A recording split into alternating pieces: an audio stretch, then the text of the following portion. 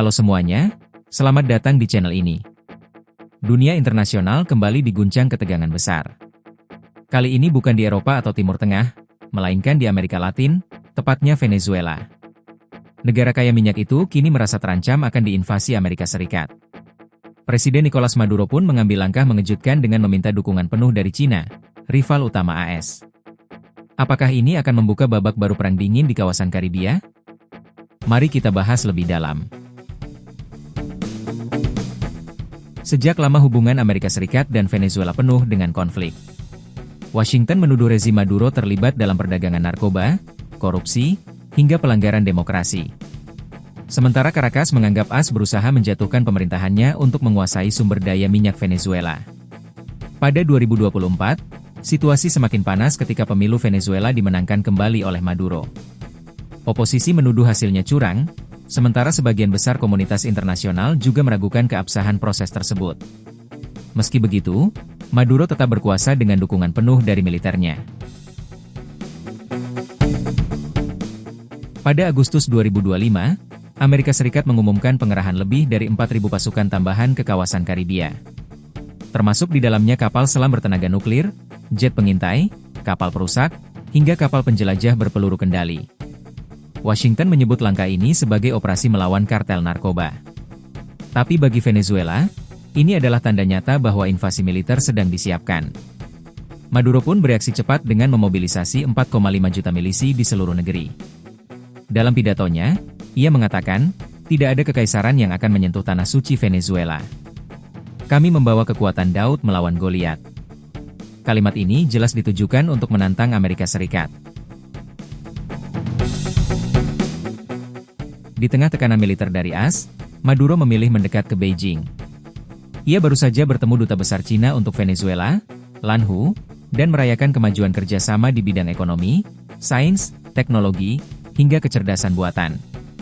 Bahkan secara simbolis, Maduro menunjukkan ponsel Huawei yang diberikan langsung oleh Presiden 11 Jinping.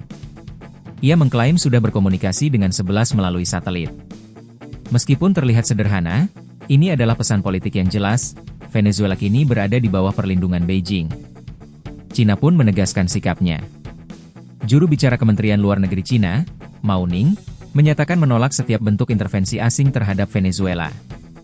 Beijing bahkan menuduh AS melanggar piagam PBB dan mengancam stabilitas kawasan Amerika Latin.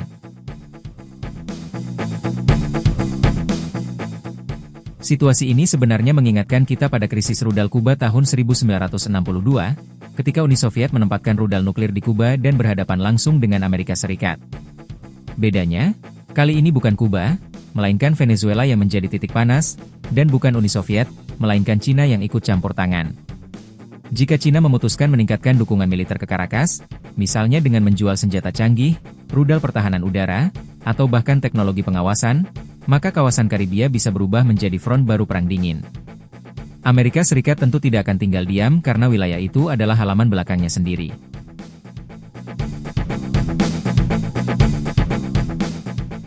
Konflik ini tidak hanya menyangkut Venezuela dan AS.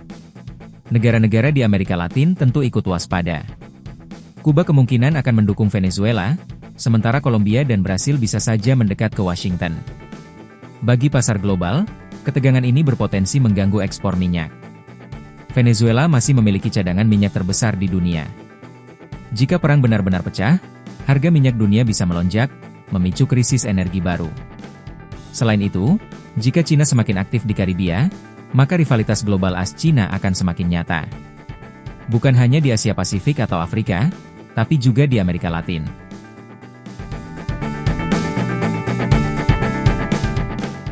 Kawan-kawan, apa yang terjadi antara Amerika Serikat, Venezuela, dan Cina ini adalah bukti nyata bahwa dunia semakin multipolar. Amerika tak lagi bisa bertindak semaunya tanpa menghadapi resistensi dari kekuatan lain. Venezuela, meskipun kecil dibanding AS, berusaha bertahan dengan menggandeng raksasa seperti Cina.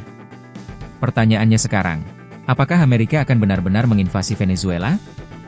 Atau justru Washington akan menahan diri karena khawatir membuat Beijing semakin agresif?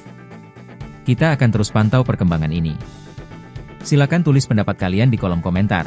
Apakah krisis Venezuela akan jadi Kuba 2.0?